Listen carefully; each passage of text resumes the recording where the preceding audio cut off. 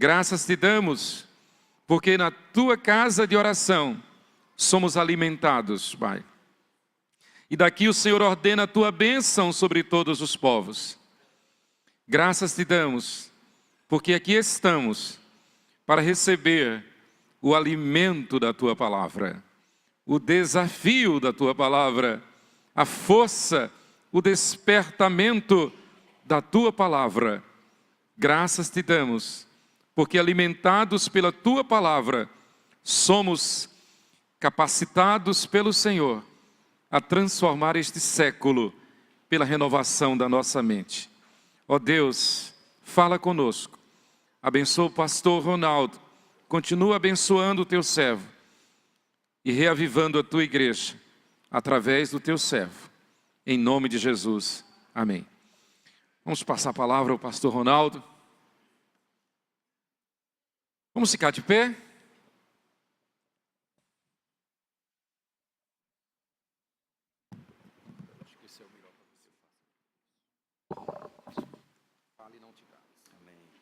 Meus irmãos, bom dia. Coisa boa estar com vocês nesse final de semana. Nosso coração está realmente muito alegre. Grato a Deus. Vocês têm sido uma bênção em nossas vidas, na vida de tantos missionários. E a nossa oração é que o Senhor possa fortalecer essa igreja, cada vida, cada família, em nome do Senhor Jesus. Eu gostaria de ler com vocês o texto da palavra de Deus, que se encontra no livro de Atos, no capítulo 8. Atos capítulo 8, nós leremos alguns versículos a partir do verso 1. Atos capítulo 8, a partir do verso 1. Diz assim a palavra do Senhor: E Saulo consentia na sua morte. Naquele dia levantou-se grande perseguição contra a igreja em Jerusalém, e todos, exceto os apóstolos, foram dispersos pelas regiões da Judéia e Samaria. Alguns homens piedosos sepultaram Estevão e fizeram grande pranto sobre ele. Saulo, porém, assolava a igreja, entrando pelas casas e arrastando homens e mulheres, encerrava-os no cárcere. Versículo 4, todos juntos. Entre mentes, os que foram dispersos iam por toda parte pregando a palavra. Filipe, descendo a cidade de Samaria, anunciava-lhes a Cristo. As multidões atendiam unânimes às coisas que Filipe dizia, ouvindo-as e vendo os sinais que ele operava. Pois os espíritos imundos de muitos possessos saíam gritando em alta voz, e muitos paralíticos e coxos foram curados. Verso 8, todos juntos. E houve grande alegria naquela cidade. Você pode se assentar com sua Bíblia aberta comigo nesse texto da palavra de Deus. Meus irmãos, Rossana e eu temos, e aqui um breve relatório missionário, Rossana e eu temos trabalhado nos últimos anos, especialmente em 3 frentes missionárias.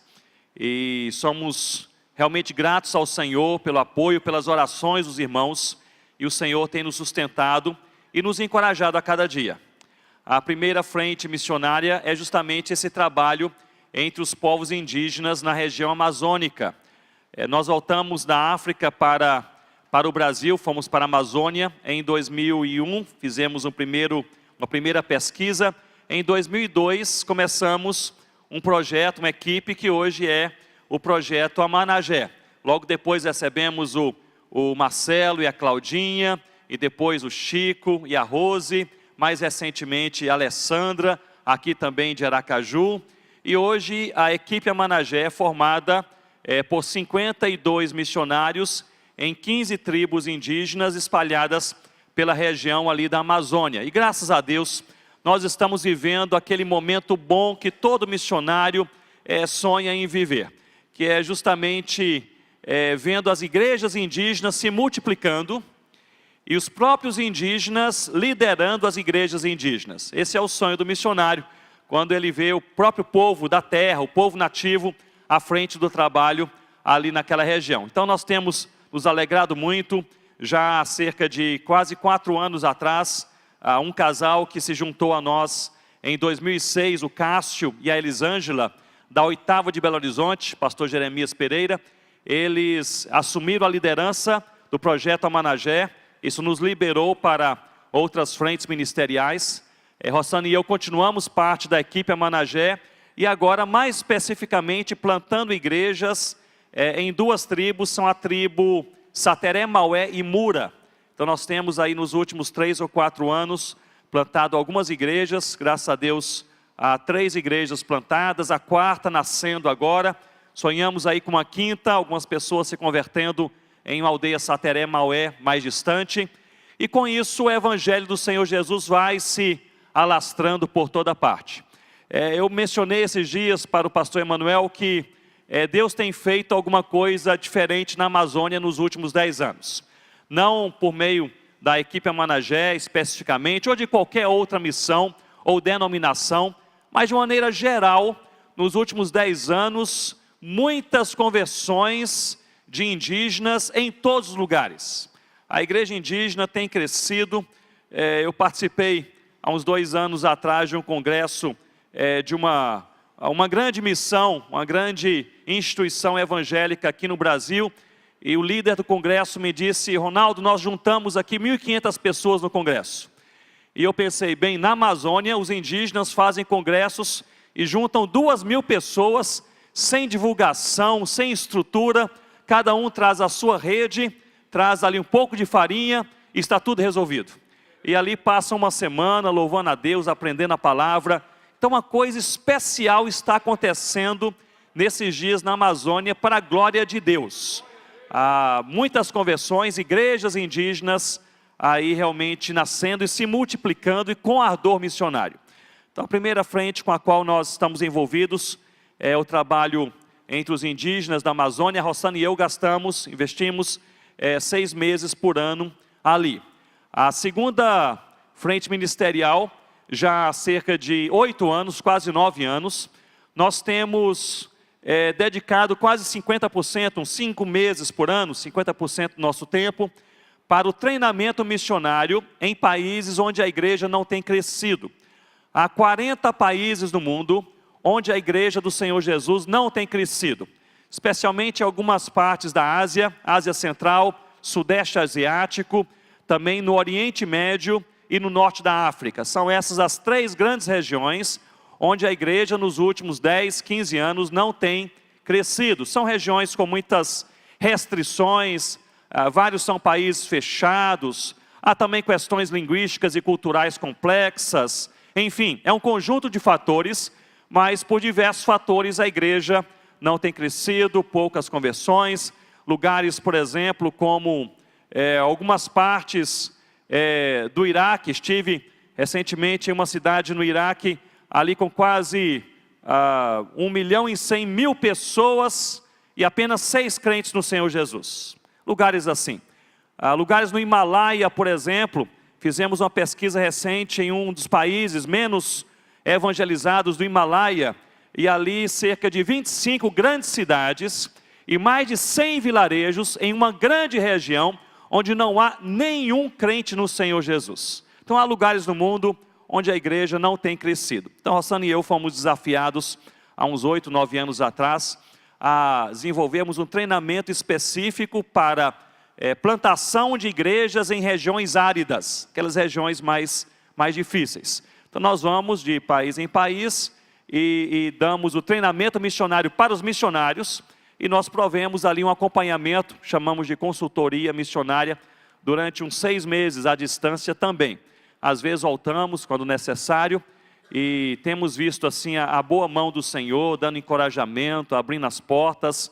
Nos últimos 8 anos nós aplicamos esse treinamento em 35 países, desses 40 países, 35, estivemos ali presentes, caminhamos com os irmãos, e o Senhor tem sido bondoso. Nós temos sido, como os irmãos bem sabem, às vezes somos chamados por Deus para fazer alguma coisa, mas o propósito maior de Deus é nos abençoar, é nos edificar.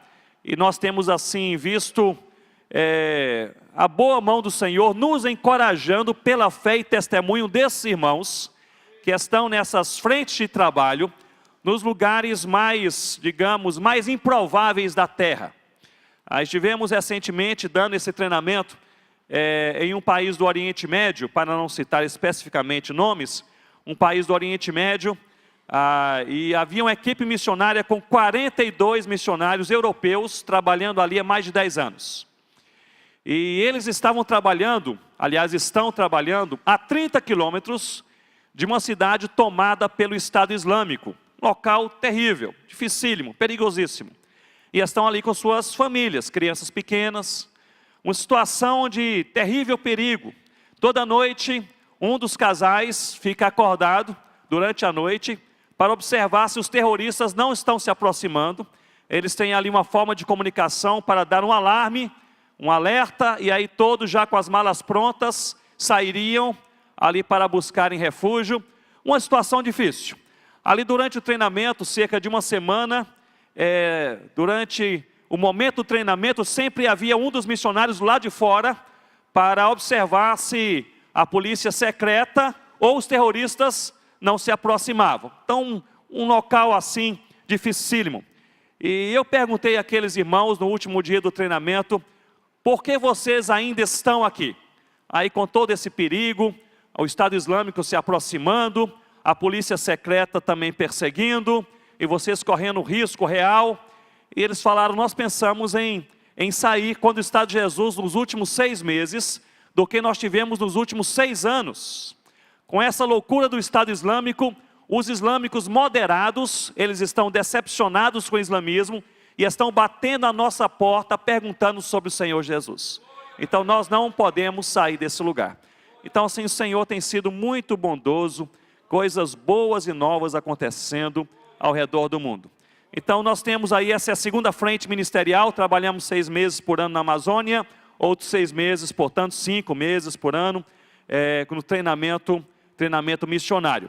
A terceira frente ministerial, nós dedicamos um tempo bem menor, é um trabalho ainda mais à distância, que é o acompanhamento da igreja Concomba em um dos projetos, que é o projeto de tradução da Bíblia do Antigo Testamento. Rossana e eu trabalhamos entre os Concombas por 9 anos, e um dos ministérios foi a tradução do Novo Testamento para uma das 4 línguas principais, que é a língua Limompelo. E ali então em 2004, graças a Deus, nós entregamos o Novo Testamento na língua Limompelo, o Novo Testamento completo, em um culto muito bonito. Foi um culto ali embaixo de uma árvore, mais de 1000 concombas, de mais de 30 igrejas reunidos embaixo daquela árvore, louvando a Deus, porque a Bíblia havia chegado na língua do coração do povo, na língua realmente que falava ao coração daquele povo, a língua Limompelo. E foi até um culto bem interessante, aquele estilo bem africano, e nós falamos, como vocês querem fazer a entrega do Novo Testamento? E eles falaram, vamos aqui cobrir os Novos Testamentos com um pano africano colorido, belíssimo. E nós vamos fazer aqui um momento de louvor, e depois passamos a palavra, você prega e a gente ora a Deus agradecendo a chegada da Bíblia. E começaram o momento de louvor pela manhã, eu acho que era 8h30, talvez 9 horas da manhã no máximo. 5 horas da tarde ainda estava um momento de louvor, não é? Aquele ânimo todo. E aí começou a chover, chuva forte. E o pessoal começou a correr, estávamos embaixo de uma árvore. Eu pensei, acabou o culto e não deu tempo de entregar ali a Bíblia. 7h30 da noite, a chuva passou e os diáconos correram chamando o povo de volta. O culto reiniciou 7h30 da noite. Aí fizeram mais um breve momento de louvor. E depois nos passaram a palavra, eu preguei e nós entregamos ali o Novo Testamento. Foi até um ato interessantíssimo, porque eles resolveram chamar o Mebá, aquele primeiro que se converteu a Cristo, para receber o primeiro Novo Testamento. E ele veio, não sabia, ele é presbítero, era presbítero da igreja, faleceu agora 3 anos atrás, homem cheio de Deus. Presbítero da igreja veio à frente, ele não sabia, ficou surpreso, já mais idoso, e nós oramos, entregamos o primeiro exemplar da Bíblia nas mãos do Mebá, e meus irmãos, ele não sabia como segurar a Bíblia, ele ficou tão emocionado, que ele começou a segurar a Bíblia assim com os braços, como quem segura um bebê recém-nascido. E nós oramos, E depois eles falaram: Mebá, pode sentar. E ele ficou tão temeroso de caminhar com a Bíblia e deixá-la cair. E os diáconos, vendo a aflição daquele presbítero, correram ao seu encontro, colocaram as mãos por baixo dos seus braços, como quem diz: não se preocupe, se cair a gente segura. E aí aquela cena até diferente, um homem carregando a Bíblia e vários homens ao redor ajudando. E a Rosana comigo, ela disse: querido, eles recebem a Bíblia como quem recebe uma barra de ouro. E nós sabemos que a Bíblia é mais do que ouro, prata, diamante. A Bíblia é a palavra de Deus. Mas ao final do culto, os pastores com como se reuniram e falaram: louvado seja Deus, temos o Novo Testamento. Mas e o Antigo Testamento? E nós respondemos: nós não podemos nos envolver com esse trabalho. Estamos na Amazônia, ali com a equipe, crescendo, plantando igrejas. E Novo Testamento é um trabalho 3 vezes maior do que o Novo Testamento. O Antigo Testamento 3 vezes maior do que o Novo Testamento. E eles falaram: Deus vai nos dar graça e fortalecer. E meus irmãos, isso em 2004. Em 2005, eles enviaram 4 rapazes com as suas esposas para a capital do país, Acra, para aprenderem o inglês, para fazerem teologia e fazerem um treinamento de tradução da Bíblia. No Natal de 2015, eu estava dando treinamento missionário na Guiné-Bissau e fui chamado até Gana. E cheguei ali e fiquei surpreso com a notícia. Eles falaram: os 4 tradutores da Bíblia estão prontos. 10 anos de investimento da igreja Concomba. Eles investiram 10 anos no preparo de 4 casais para a tradução do Antigo Testamento. Isso no Natal de 2015. Eles estão trabalhando a todo vapor e já traduziram 10 livros do Antigo Testamento até hoje. Graças a Deus por isso. Então nós damos aí uma assistência à distância um pouco mais técnica para eles aí nesse trabalho. E eu creio que em breve já alguns livros serão publicados para a glória de Deus. Então aí um breve relatório. Orem por nós, essas 3 frentes ministeriais: trabalho indígena na Amazônia, com o projeto da Managé. Nós somos ligados, como os irmãos sabem, à PMT, Agência Presbiteriana de Missões Transculturais, a uma base indígena da PMT entre os indígenas do Brasil. Muitas coisas boas acontecendo. Essa segunda frente ministerial, com o trabalho de treinamento nas regiões mais fechadas. E essa terceira frente, que é de assistência aos tradutores concombas. O principal deles é o Balabon, que foi o nosso ajudante linguístico na tradução do Novo Testamento. Então, os tradutores concombas na tradução do Antigo Testamento. Graças a Deus por isso. Atos capítulo 8, olhe comigo a palavra de Deus. Falamos na sexta noite sobre a natureza da missão. Ontem à noite sobre os fundamentos da missão. A autoridade é de Cristo, a obediência da igreja, a doutrina, é a doutrina da palavra e a segurança no Senhor Jesus. Hoje pela manhã, veremos sobre a caminhada na missão, com base em Atos capítulo 8, versículos 1 a 8. E eu gostaria de mencionar aos irmãos que a caminhada na missão, ela é preparada, ela é impulsionada e ela é controlada por Deus. É Deus quem faz, é Deus quem prepara, é Deus quem impulsiona e é Deus quem cuida da sua igreja para pregar o Evangelho de Deus, no poder de Deus, ao mundo que carece de Deus, para a glória do próprio Deus. Nessa caminhada missionária, nós não estamos sozinhos, nós estamos com todos aqueles fundamentos mencionados ontem à noite. É autoridade, obediência, doutrina e segurança, pois estamos nas mãos de Deus. Esse livro, nós lemos no capítulo 8, versículos 1 a 8. O livro de Atos, nós podemos afirmar que ele é um livro teocrático, pois ele foi escrito para nos encorajar a crer que Deus cumpre todas as suas promessas e Ele controla todas as coisas. Que Deus está no controle de todas as coisas. Não há nada que escapa do controle de Deus. Quando nós lemos esse livro em todos os seus 28 capítulos, nós percebemos que esse livro foi tecido, inspirado, revelado, escrito, para encorajar a igreja de Deus a entender que Deus controla até mesmo o incontrolável. portanto é um livro teocrático.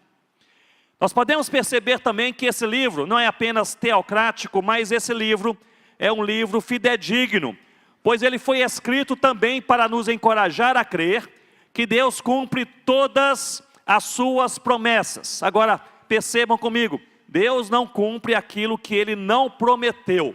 Há coisas da nossa cabeça, projetos pessoais, da própria igreja, muitas vezes, que estão fora da visão de Deus. Deus não cumpre o que Ele não prometeu. Mas Deus cumpre todas as suas promessas. Por isso que no final do dia, o que cada um de nós precisa saber é se nós estamos na vontade de Deus. Na vontade de Deus. O livro começa, e logo em Atos capítulo 2, esse livro ele tem início com a descida do Espírito Santo, cumprindo a promessa do Senhor Jesus de enviar o Consolador. Deus cumpre todas as suas promessas. Esse livro também, ele é um livro histórico e doutrinário. É um livro histórico porque ele revela, ele narra a história da igreja, a ação de Deus no mundo e na sua igreja no primeiro século, ao mesmo tempo em que ele coloca foco sobre a doutrina, a teologia, a fé do povo de Deus, à medida que o povo de Deus avança cumprindo a missão. Portanto, é um livro que é histórico e doutrinário ao mesmo tempo. E por fim, nós podemos perceber que esse livro é um livro atual. É um livro que fala sobre o que Deus fez, o que Deus está fazendo, e é um livro que lança luz sobre o que Deus ainda fará. É um livro que trata não apenas da igreja do primeiro século, mas um livro que fala sobre as nossas vidas. Quando nós olhamos para esse livro no capítulo 1, encontramos o Senhor Jesus comissionando a sua igreja a pregar o Evangelho. No capítulo 2, a descida do Espírito Santo empoderando, dando poder a essa igreja para pregar o Evangelho. Do capítulo 3 ao capítulo 7, nós encontramos a igreja se organizando, desenvolvendo um momento mais sistematizado de adoração, de comunhão, de oração, pregação da palavra, a igreja cumprindo a sua missão, os apóstolos sendo perseguidos, a instituição dos diáconos na igreja, e essa perseguição ganhando força, até mesmo com a morte de Estevão, isso até o capítulo 7. Chegamos, portanto, no capítulo 8, que é o texto que nós lemos, em que nós percebemos que essa igreja, ela está sendo perseguida. Eu gostaria de chamar a sua atenção para esses 3 primeiros versículos inicialmente. Olhe comigo, por favor, capítulo 8, versículos 1, 2 e 3. E nós iremos perceber que andar na vontade de Deus não isenta a igreja do sofrimento. E quando pensamos sobre a caminhada na missão, essa é uma verdade bíblica importantíssima. Andar na vontade de Deus não isenta o crente do sofrimento, do desafio e nem da dor. Andar na vontade de Deus assegura que nós não caminhamos sozinhos porque Jesus está conosco, mas não nos isenta do sofrimento. Olhem comigo o versículo 1. Versículo 1 diz que havia grande perseguição sobre a igreja. A palavra grega para perseguição é a palavra diogmos, que significa um ataque físico violento.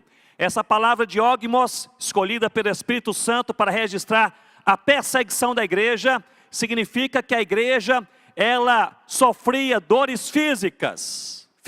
Pessoas eram encarceradas, pessoas eram partidas ao meio, pessoas elas eram torturadas, pessoas passavam por um apelo e uma agressão violenta física. No versículo 2 nós lemos que houve grande pranto sobre Estevão. Estevão foi morto e a igreja pranteou Estevão. E é interessante que a palavra pranto aqui, ela é a palavra kopeton, que vem de kopetos, uma palavra grega que significa dor no coração. É a mesma palavra usada para cenas como aquelas que nós vemos ainda hoje, das mulheres palestinas, quando perdem o marido, ou o filho, ou o pai, e elas saem correndo pelas ruas, desesperadas, jogando terra para cima. É essa cena, a dor no coração, a melancolia da alma, uma angústia profunda. fala aqui sobre um ataque mais emocional. Me acompanhe, no versículo 1, portanto, nós temos aqui uma dor física, com a perseguição, diogmos, e nós temos no versículo 2, uma dor emocional, com esse pranto, copetos. No versículo 3, diz que Saulo assolava a igreja, e para isso, esse assolar, esse verbo assolar, é usado no original grego, a palavra, aliás, a raiz para a palavra que é lumainó. É a mesma raiz usada em João capítulo 10, versículo 10, quando diz que o diabo veio matar, roubar e destruir. Ou seja, aqui trata-se de um ataque mais espiritual à fé, à crença, à convicção, à certeza do povo de Deus. Nós temos, portanto, aqui um cenário pintado nos 3 primeiros versículos, impressionante. Uma igreja que sofria, no versículo 1, uma dor, um ataque físico. No versículo 2, emocional. No versículo 3, espiritual. Portanto, era uma igreja em franco sofrimento. E era uma igreja que fazia a vontade de Deus. Porque pregava a palavra, amava Jesus, envolvida com a missão, estava em franca comunhão. Deus ali à frente daquela igreja, cheia do Espírito Santo, e mesmo assim, a igreja sofria. Nessa caminhada, meus irmãos, da missão, nós precisamos ser relembrados que estar na vontade de Deus não isenta o crente do sofrimento. Alguns pietistas do passado chegaram a afirmar que estar na vontade de Deus até mesmo atrai alguns sofrimentos que nós não teríamos se não estivéssemos na sua vontade. Mas o que a Bíblia nos assegura, portanto, não é a ausência de sofrimento, mas é a presença do Senhor Jesus. Aí que deve estar a nossa convicção. Ou seja, nós não sabemos qual será a luta da igreja, nós podemos personalizar, nós não sabemos qual será a nossa luta. Você não sabe qual será a sua luta na semana que vem, no ano que vem, mas o que nós sabemos é que nós não estamos sozinhos e que a presença do Senhor Jesus nos é suficiente, suficiente. Pois essa igreja aqui que sofreu, meus irmãos, ela sofreu com coragem, coragem. Aliás, quando falamos sobre sofrimento, vemos a grande necessidade de coragem na caminhada da missão. É por isso que em Atos capítulo 4, nós lemos que eles ficaram cheios, os discípulos ficaram cheios do Espírito Santo e anunciaram a palavra de Deus com, o texto diz, coragem. Em Atos capítulo 23, quando Jesus ele se coloca ao lado do apóstolo Paulo e diz que ele deve ser testemunha em Roma, como ele foi em Jerusalém, a primeira palavra que Jesus diz a Saulo é coragem. Em Efésios capítulo 6, versículos 18 e 19, quando Paulo termina aquela carta e ele pede oração para que Deus possa abençoá-lo, e ele diz, meus irmãos, orem também por mim, para que me seja dada coragem. Nessa caminhada na missão, nós não estamos isentos do sofrimento e nós precisamos de coragem. Parece, portanto, que coragem não é uma atribuição humana, não é algo que nós conseguimos por esforço próprio, fazendo um seminário, como ter coragem para pregar o Evangelho na caminhada da missão. Parece que é algo que Deus dá à sua igreja. Portanto, se vem de Deus, o que nós devemos fazer, irmãos e irmãs? Nós devemos orar, pedindo a Deus, Senhor Deus, nos dê coragem, para mesmo na perseguição, mesmo no dia mau, mesmo no dia da angústia, mesmo no sofrimento, se estivermos enfrentando um sofrimento físico, ou emocional, ou espiritual, que tenhamos coragem para sermos crentes, seguirmos em frente, pregar o nome do Senhor Jesus e glorificar o nome do nosso Deus. Coragem, coragem. Meus irmãos, as áreas menos evangelizadas no mundo hoje são as áreas mais fechadas para o Evangelho. Não é fácil você ser crente, você ser cristão nessas áreas.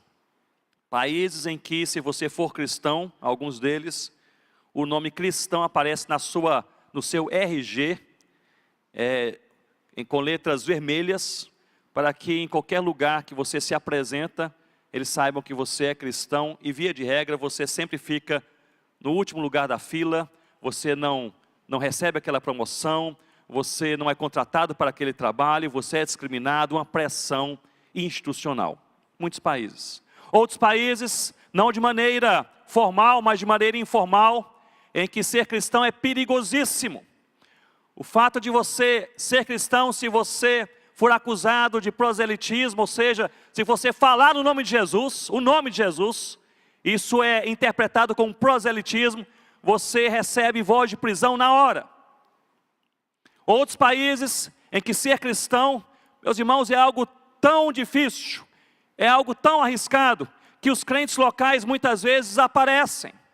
Estivemos no Oriente Médio dando um treinamento missionário em um país onde, durante 7 anos, um casal de missionários, eles são europeus, trabalhavam pregando o evangelho, várias pessoas se converteram, e eles tinham alguns encontros em casas. Eram ali 4 crentes em uma casa, 7 crentes em outra, e assim eram 50 crentes espalhados ali em cerca de umas 8 ou 9 casas. Eles nunca juntavam o povo todo, porque era arriscado.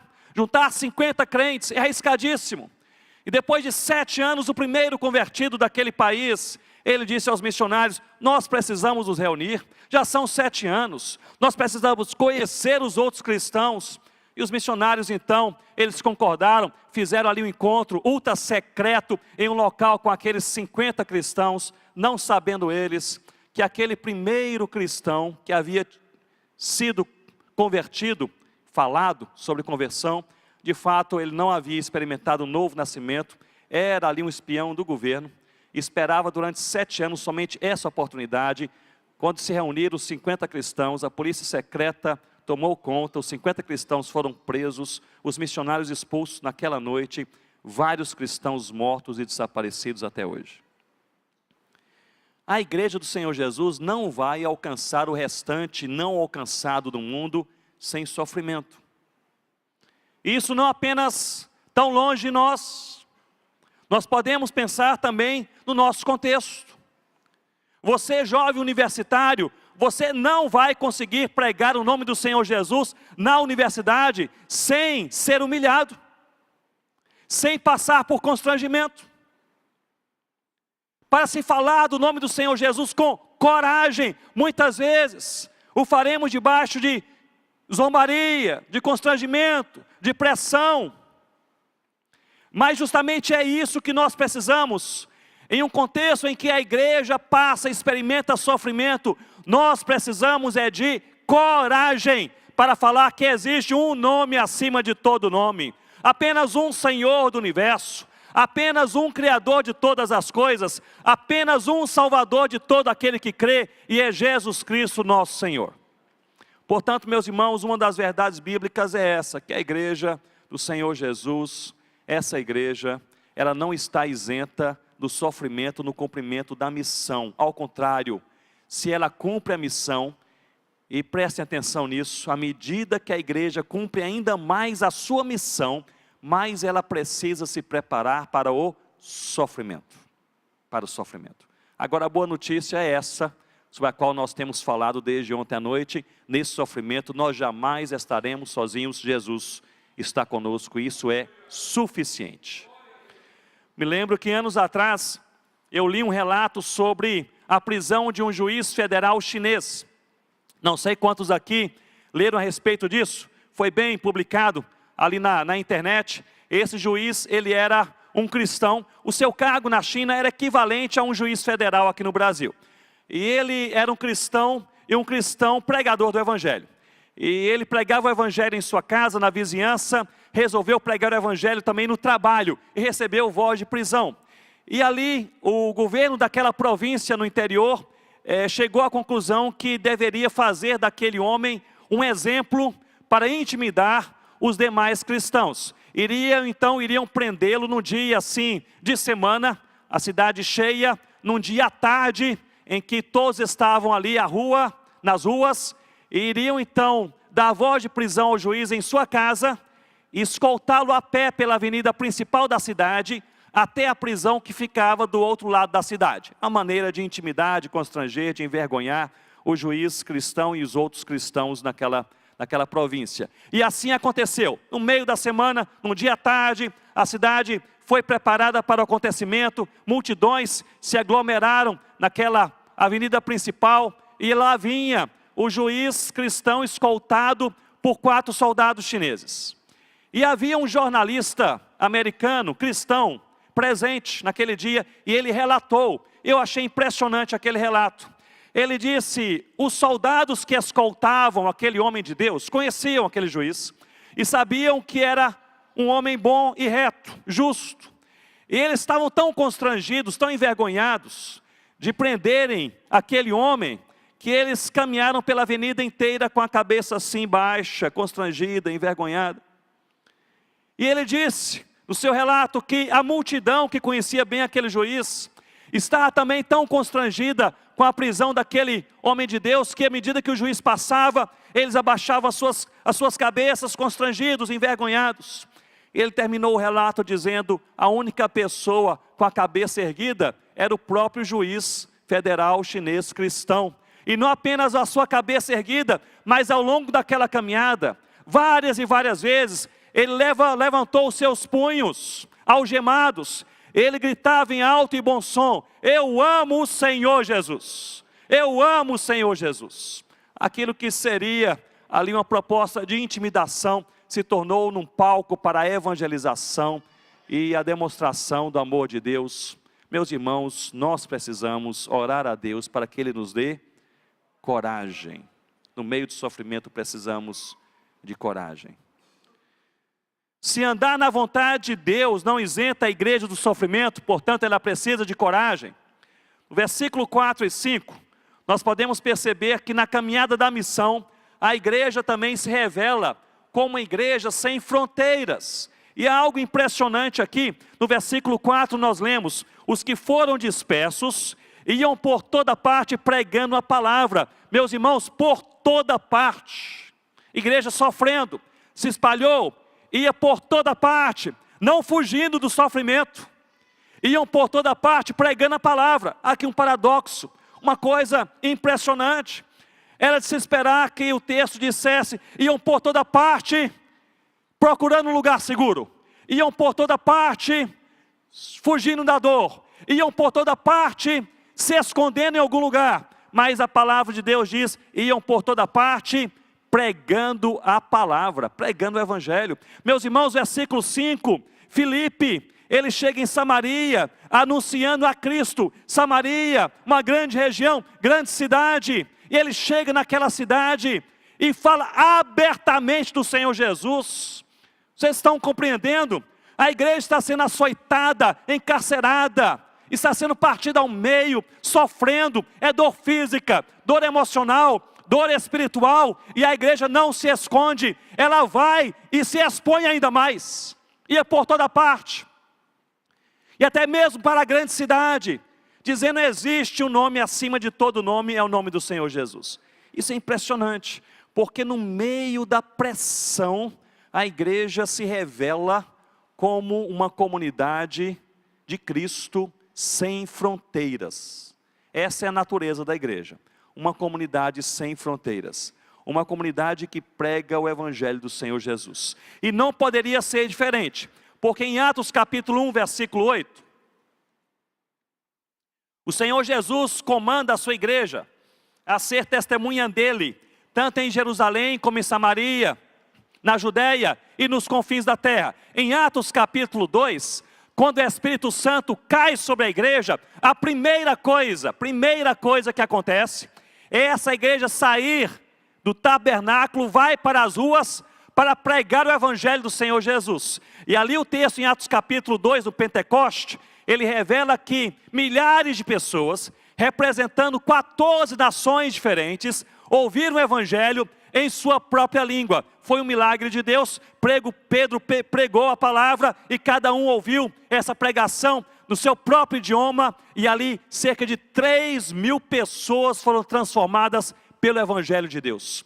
A primeira coisa que acontece na igreja revestida do Espírito Santo é a pregação pública da palavra. Isso mostra que a igreja de Deus é uma igreja sem fronteiras. Em Atos capítulo 13, encontramos uma igreja local, a igreja em Antioquia, e essa igreja, ela ouve a voz do Espírito Santo, diz o texto, Atos capítulo 13, versículos 1 a 3, não diz como a igreja ouviu o Espírito Santo, diz no versículo 1 que havia profetas e mestres, possivelmente foi pelo ensino da palavra, ou de outra maneira, mas o certo é que a igreja, ao ouvir o Espírito Santo, segundo o versículo 3, essa igreja estava orando e jejuando, buscando a Deus. Então, orando e jejuando, buscando a Deus, o Espírito Santo fala com a igreja ouve, e a voz do Espírito Santo é esta: separai-me agora a Paulo e Barnabé para a obra que os tenho chamado. E a igreja, portanto, impõe sobre eles as suas mãos e os despede, os envia. Uma igreja movida por Deus é uma igreja sem fronteiras. Um dos sinais do termômetro espiritual do povo de Deus é justamente um desejo profundo de ir para as ruas falar do Evangelho do Senhor Jesus.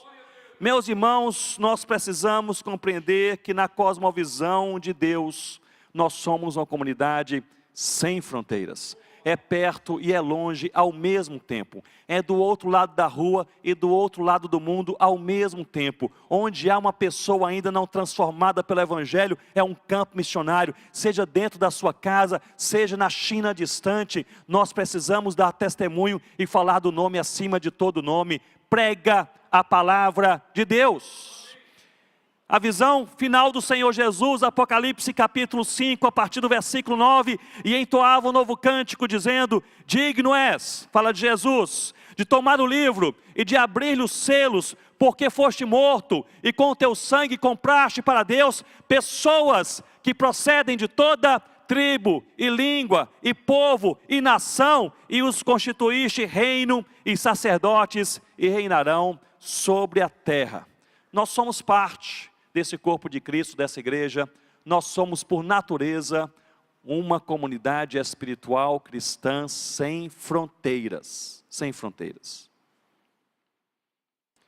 Se andar na vontade de Deus não isenta o crente do sofrimento, e se nessa caminhada a igreja é uma comunidade sem fronteiras, eu gostaria de propor algo mais nesse texto para vocês. Entendermos que Deus, nesse processo da caminhada na missão, Deus tem sempre a última palavra. Olhem comigo, por favor, e façamos uma comparação dos versículos 1 a 3 com os versículos 4 a 8. São duas seções nesse texto. No versículo 1, nós lemos que todos os cristãos foram dispersos. No versículo 4, diz: entre mentes, os que foram dispersos iam por toda parte pregando a palavra. Ou seja, Deus tem sempre a última palavra. Havia pressão e dor e sofrimento, mas Deus usa até mesmo o mal para o bem. Deus transforma aquele momento de dor em um momento de propagação do Evangelho e glória do seu próprio nome. Deus tem sempre a última palavra.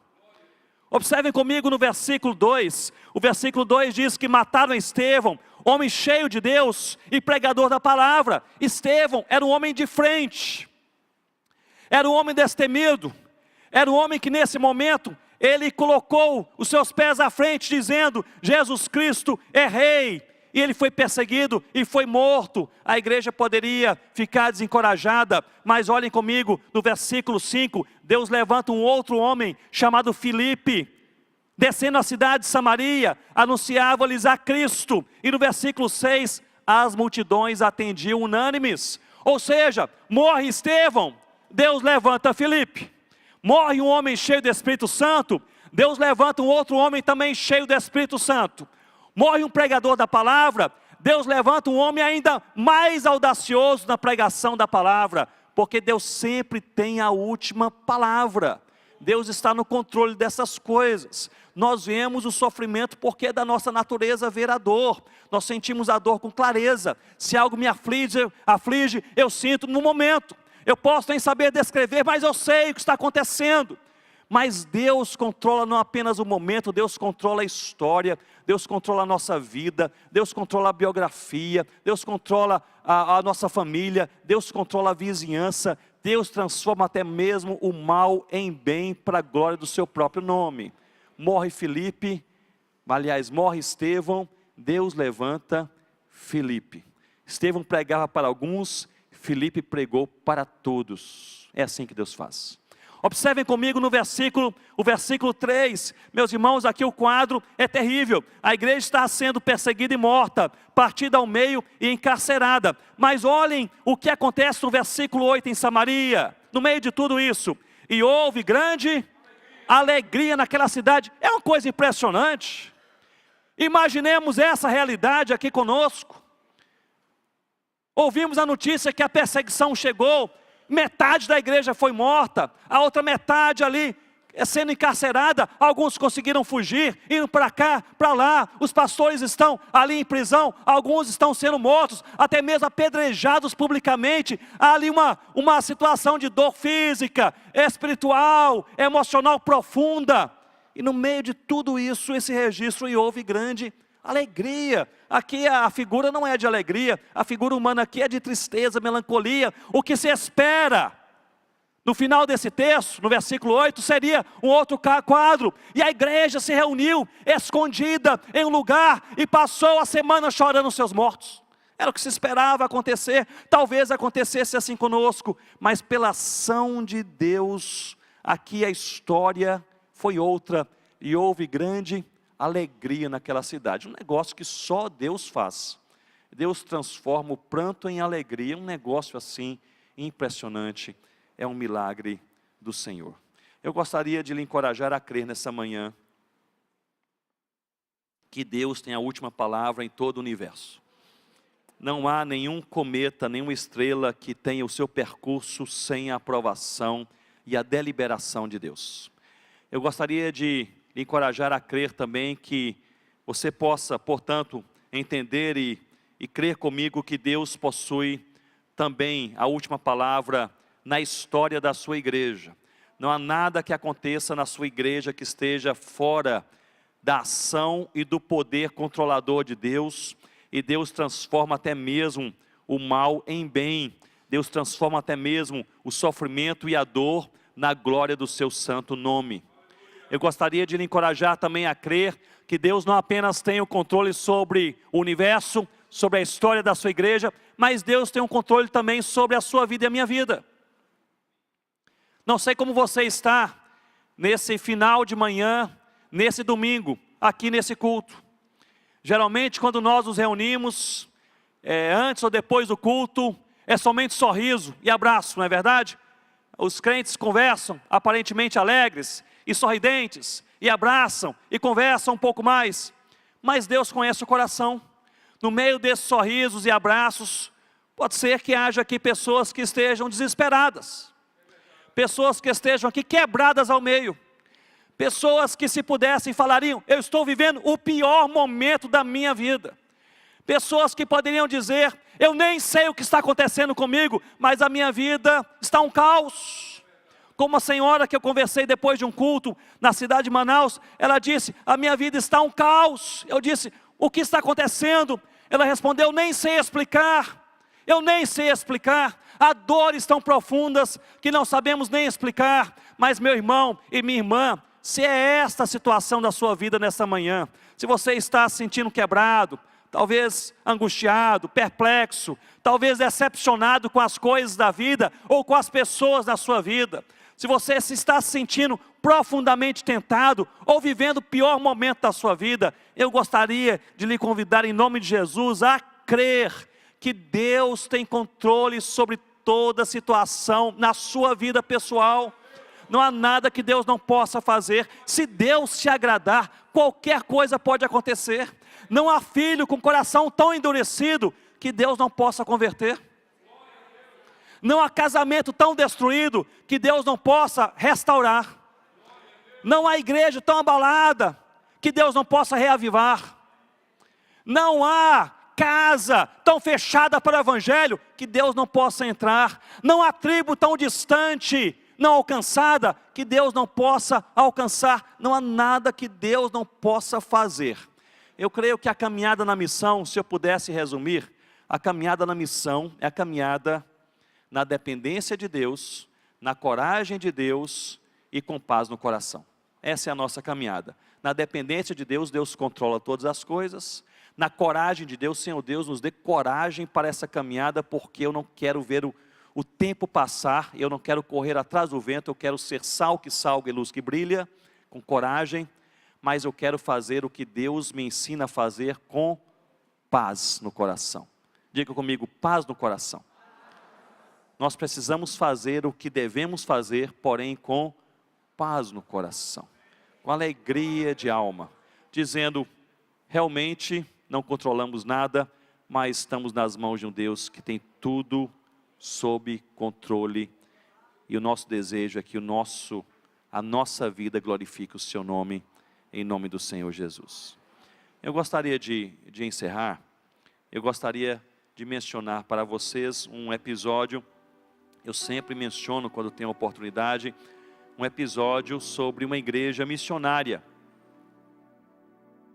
que viveu também em grande sofrimento. Ficou conhecida como a igreja dos morávios, ou moraviana. Essa igreja no século XVIII era uma igreja de refugiados. Muitas vezes nós não mencionamos.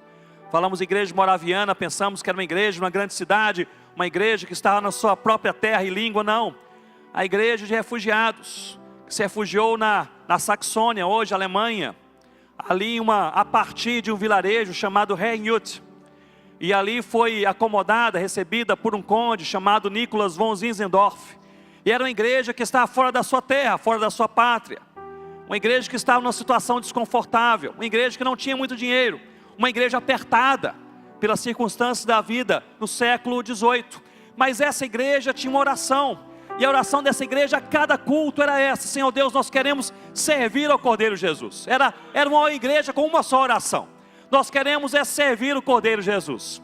No dia 13 de agosto de 1727, Deus respondeu essa oração e fez uma coisa nova no meio daquela igreja. Os relatos falam sobre um avivamento espiritual. No meio de um culto, a igreja orando: Senhor Deus, nós queremos servir ao Cordeiro Jesus. Deus olha para a igreja no dia 13 de agosto de 1727, no início do século XVIII, e Deus toca no coração daquele povo, e o povo se sente animado, e eles percebem: nós precisamos sair, nós precisamos nos mexer, nós não somos os coitadinhos refugiados nessa terra, nós somos o povo de Deus, uma comunidade sem fronteiras, para pregar o Evangelho do Senhor Jesus.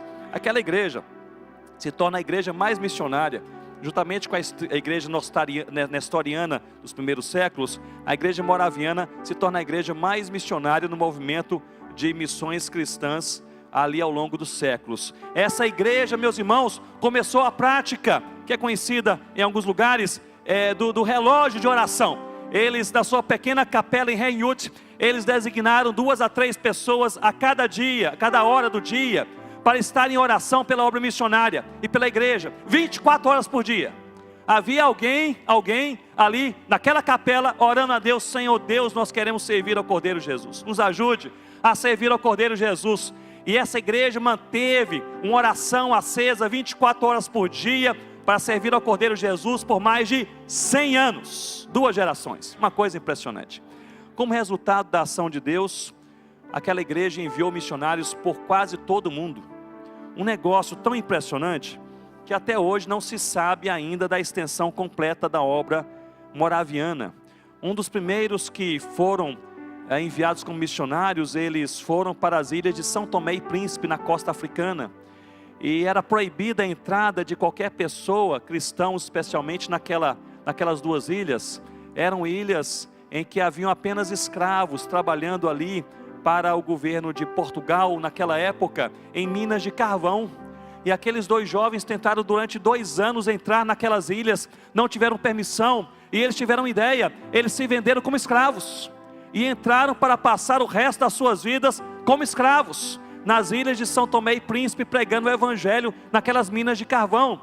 A igreja moraviana enviou missionários por quase todo o mundo, Meus irmãos, já ao final daquele momento de avivamento missionário e espiritual, o conde Nicholas von Zinzendorf, ele faz uma das suas viagens, visitando os missionários de lugar em lugar, para saber como estão, os que ele podia visitar, e ali ele se encontra com 2 esquimós, pessoas da etnia Inuit, que é conhecida como esquimó, e com 2 esquimós que perguntam ao conde: nós também queremos lá na nossa terra ouvir sobre Jesus. E o conde volta para Reiut, para o seu vilarejo, triste, porque ele sabia que não havia mais nenhum missionário a ser enviado. Já haviam enviado todos os missionários, todos. O que a igreja havia ficado e enviado todos o que Deus havia chamado para a obra missionária transcultural. E a igreja também não tinha mais nenhum dinheiro para enviar. A igreja havia gasto tudo na obra missionária, estava sem recurso financeiro. O conde, ele volta entristecido, ele dorme naquela noite, e no outro dia pela manhã, ele acorda com algo na sua mente: há ainda uma pessoa na igreja, eu vou desafiar essa pessoa ali individualmente. E chamou, era o oleiro da igreja, um senhor de meia idade, não era líder na igreja, não sabemos nem o seu nome, mas era um homem que fazia os vasos de barro para a igreja, e não apenas para a igreja, para o vilarejo, para a região. Era conhecido como oleiro. Ele chamou o oleiro e disse: olhe, eu fui desafiado por 2 esquimós lá da etnia Inuit, do Canadá, aliás, do Alasca, a enviarmos missionários para o Alasca, e eu voltei, orei e amanheci com o seu nome em minha mente. Eu quero lhe fazer um desafio: você não gostaria de ser o missionário da igreja no Alasca? E ele disse: antes que você pense a respeito um pouco mais, eu quero lhe fazer 3 advertências, conversando assim com o oleiro. Em primeiro lugar, se você aceitar esse desafio, você vai sozinho, porque nós não temos mais ninguém para enviar com você. Os moravianos só enviavam equipes missionárias, não enviavam missionários sozinhos, equipes. Mas você irá sozinho, não temos ninguém para enviar com você. Em segundo lugar, se você aceitar esse desafio, você vai sem dinheiro nenhum, porque nosso dinheiro está acabado, não temos nada. Então você vai trabalhando e vai fazendo vasos de barro por onde você passar, vende, e você vai se sustentando. Em terceiro lugar, eu quero lhe confessar que ninguém aqui sabe onde fica esse tal de Alasca. Então se você for, você nem vai voltar. Então desafio missionário ali, não é? Bem chamativo. Você vai sozinho, você vai sem dinheiro e você nem vai voltar. Aquele oleiro, ele olha para o conde e ele diz: eu preciso de um tempo para orar. Eu preciso de 2 minutos. E ele ali de pé, ele baixa a sua cabeça, 2 minutos, ora a Deus. Depois levanta a sua face, olha para o conde e diz: se o Senhor me conseguir um par de sandálias usadas, amanhã cedo eu irei. A história não diz, eu já li esse relato em vários livros, mas em nenhum livro eu encontrei ali uma descrição maior sobre isso. Mas a minha impressão é que o homem, esse oleiro, não tinha sapatos, não tinha sandálias. O certo é que a única coisa que ele exige para ser missionário pelo resto da sua vida em um local desconhecido é um par de sandálias usadas. O conde corre, pega um par de sandálias, coloca nos pés do oleiro e diz: amanhã cedo a gente conversa melhor. No dia seguinte, vai até a casa do oleiro e bate a sua porta, ninguém responde, bate novamente, ninguém responde. A vizinha corre e diz ao conde: o senhor chegou tarde demais, porque antes do sol nascer, ele me confiou os seus bens, e ele disse apenas: eu tenho uma missão importante demais que não pode esperar, e partiu. E meus irmãos foi para aquela região, não sabemos sobre o seu paradeiro, é um dos anônimos da história das missões, não sabemos nem o seu nome, mas o que nós sabemos é que o evangelho chegou no meados do século XVIII, no Alasca, entre os esquimós. E hoje, mais de 50% de todos os esquimós da terra, eles são convertidos ao Senhor Jesus. Isso porque lá no século XVIII, um homem chamado por Deus para servir a Deus e pregar o evangelho de Deus, ele exigiu apenas um par de sandálias usadas. Vamos ser sinceros nesse fim de manhã? Todos nós temos muito mais do que um par de sandálias usadas, e graças a Deus por isso. Nós oramos um dia, quem sabe por uma bicicleta, temos até um carro.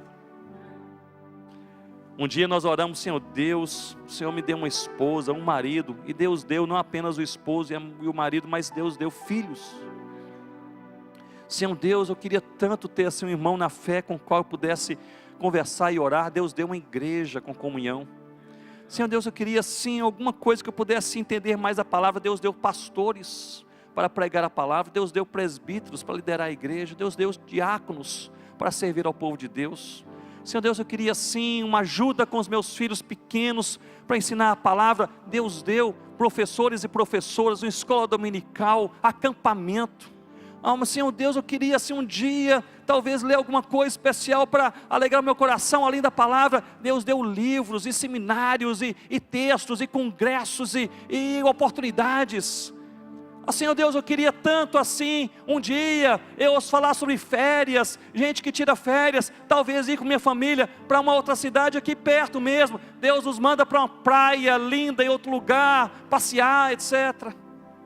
Meus irmãos, o certo é que Deus nos dá muito mais do que nós pedimos e sonhamos, porque Ele é bom e Ele cuida de nós. Mas muitas vezes, ao recebermos as bênçãos de Deus, em lugar de nos alegrarmos e passarmos a servir, nós continuamos somente pedindo novas bênçãos. E gastamos o resto da nossa vida somente listando novas e novas e novas. Nós precisamos, avivados por Deus, servir ao Cordeiro Jesus. Vamos orar? Curva a sua cabeça, fique de pé comigo nesse momento. Oremos ao Senhor.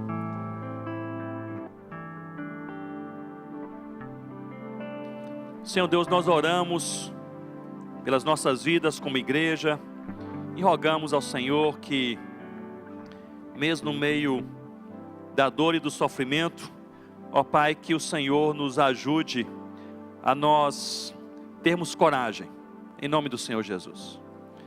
Ó Deus, nós oramos também para que o Senhor nos ajude a perceber que nós somos uma comunidade, uma igreja é uma comunidade sem fronteiras, missionária, perto e longe ao mesmo tempo.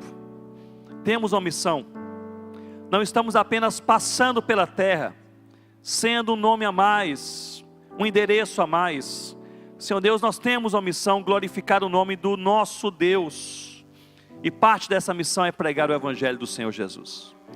Ó Pai, nós queremos orar também, pedir que o Senhor nos encoraje a crer que o Senhor realmente tem a última palavra em todas as situações da nossa vida. E com isso nós oramos, Senhor Deus, por aqueles que estão aqui nessa manhã e estão em sofrimento. Talvez sofrimento público, todo mundo sabe, ou a maioria sabe. É uma enfermidade, é um luto, é talvez o desemprego, talvez uma desilusão pessoal. Talvez um sofrimento particular que ninguém sabe, está só no coração, mas a dor é imensa.